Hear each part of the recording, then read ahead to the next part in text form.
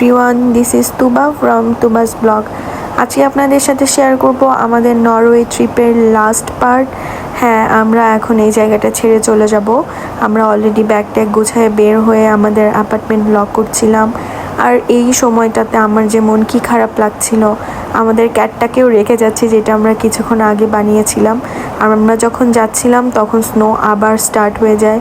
আর এরকম ভিউ রেখে কার যেতে ইচ্ছা করে বলেন। তারপরেও আমরা বাসে উঠে চলে আসলাম সিটি সেন্টারে। এসে কিছু জিনিসপত্র কেনাকাটা করলাম, কারণ সবার জন্য কিছু একটা নিয়ে যেতে হবে। তো এখানে অনেক রকমের চকলেটস ছিল। তারপরে আমরা এয়ারপোর্টে চলে আসি। আর এয়ারপোর্টে এসে সব কিছু কমপ্লিট করে জাস্ট এরকমভাবে বসেছিলাম। আর আমার মনে হচ্ছিল আমাদের সাথে সাথে সবারও অনেক মন খারাপ, কারণ এত সুন্দর জায়গা ছেড়ে কার যেতে ভালো লাগবে। যাই হোক, আমাদের ফ্লাইটের টাইম হয়ে গেছিলো, তো আমরা হাঁটা শুরু করলাম। তারপরে আমরা গিয়ে ফ্লাইটে উঠে পড়লাম। আর সেই দিন ওই টাইমটাতেও মানে স্নো পড়তেছিল। আর এই জায়গাটাতে এত বেশি মজা করছি যে আমার ছেড়ে যেতে খুবই কষ্ট হচ্ছিল। তারপরে আর কি, কিছু তো করার নেই, যেতেই হবে। ফ্লাইটটা ছিল একদম সন্ধ্যাবেলা, লাইক 8টার মতো।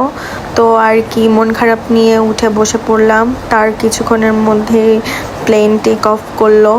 আর এই দূর থেকে যখন আমি নরওয়ের মানে ট্রমসো সিটিটা দেখতেছিলাম, আমার যে কি খারাপ লাগতেছিল।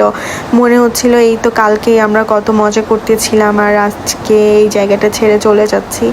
আর এই কয়টা দিন নিজের সাথে আমি এত বেশি সময় কাটাইছি যে আমার খুবই খারাপ লাগতেছিল এই মোমেন্টটাতে। তারপরে আর কি করার, আমি আর সেরকমভাবে কোনো ভিডিও করি নাই।